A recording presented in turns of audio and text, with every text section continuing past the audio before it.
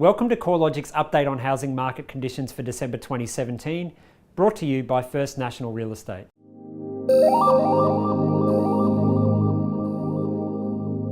Nationally, dwelling values were unchanged in November 2017 according to the Corelogic Home Value Index.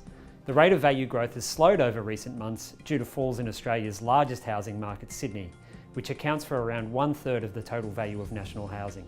Splitting the monthly change out into the combined capital city and combined regional markets shows that capital city dwelling values fell by 0.1% and regional values rose by 0.2%.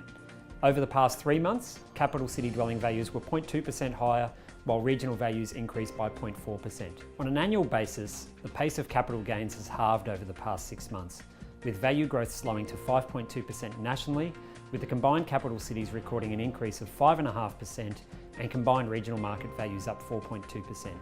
The 5.2% increase in national dwelling values is the slowest annual rate of growth in 12 months. Of course, at that time, the first round of macro-prudential policy changes was still working its way through lending conditions, which was slowing the market. However, the 50 basis points worth of cash rate cuts eventually led to a rebound in value growth. Sydney is well and truly the driver of the slowdown in the national housing market. Since Sydney dwelling values peaked in July of this year, they've fallen by 1.3%, with the declines accelerating each month.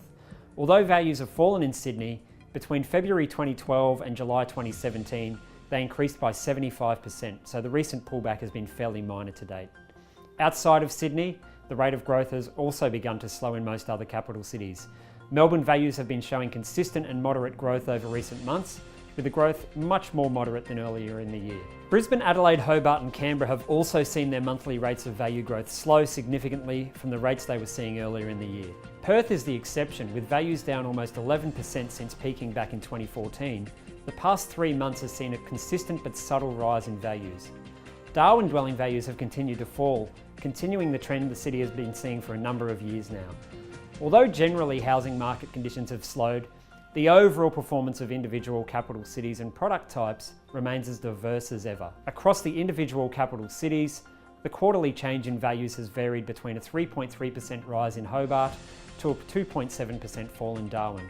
Over the past year, the changes have varied between an 11.5% increase in Hobart to a 5.5% decline in Darwin. The supply of new units has hit unprecedented levels over recent years, and the unit market is now underperforming houses. In fact, Sydney and Perth are the only cities in which change in house values over the past year has been inferior to the change in unit values. In the non-capital city markets, regional areas of New South Wales continue to see the strongest increase in values. Much like Sydney, many of these regions are now seeing their rate of growth slow, although a few are still seeing values rise. Many of the strongest performing markets outside of the capital cities are located close to capital cities and offer an attractive lifestyle for residents. Regional New South Wales has recorded the greatest increase in values of all regional markets, up 8.7% over the past year.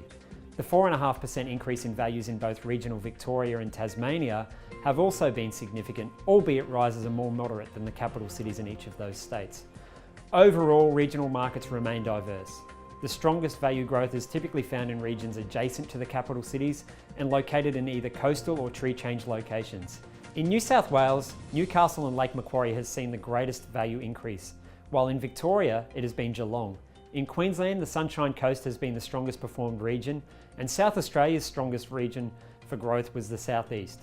In Western Australia, values have fallen across the state, but Bunbury has recorded the most moderate decline, while in Tasmania, Launceston and the Northeast has been the strongest performing regional market.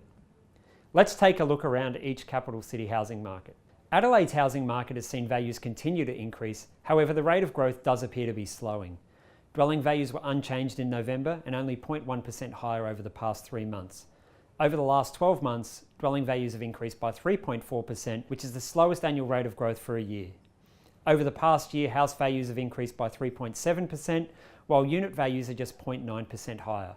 While value growth appears to be slowing, Adelaide remains significantly more affordable than other mainland capital cities, and sales volumes have increased by 0.9% from a year ago, suggesting there has been a moderate lift in buyer demand. The primary driver of the slowing housing market is Sydney, and a number of macro factors appear to be driving this slowdown.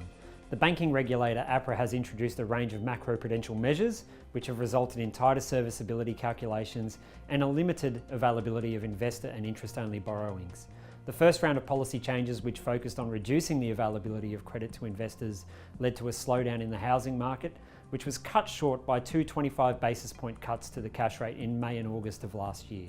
The second round limited the availability of interest-only lending and has also led to many lenders increasing mortgage rates for both investors and interest-only borrowers.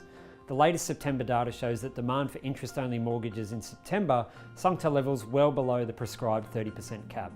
It seems at this stage extremely unlikely that the Reserve Bank will cut interest rates once, let alone twice, to provide a similar relief to borrowers to that which was provided in 2016. Overall, these macroprudential policy changes are seemingly acting as a disincentive for investment in the market and have coincided with the current housing market slowdown.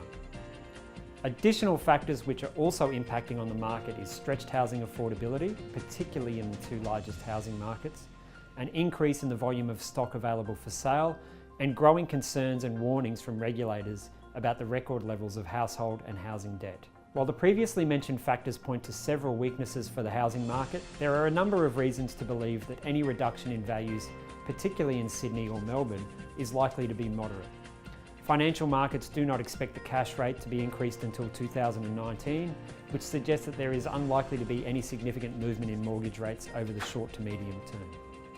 The labour market is continuing to improve and jobs growth is becoming more widely spread, and unemployment generally is reducing. Another factor to consider is as values fall in Sydney, there remains significant demand for housing via high rates of population growth.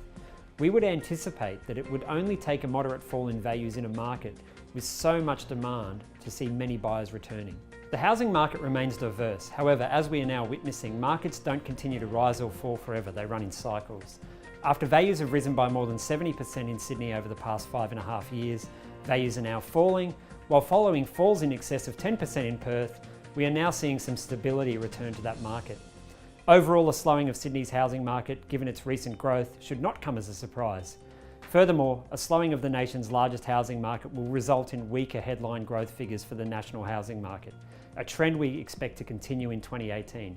If you would like to keep a closer eye on the housing market, check out the Corelogic website, where we are updating our perspectives on the housing market on a daily basis. www.corelogic.com.au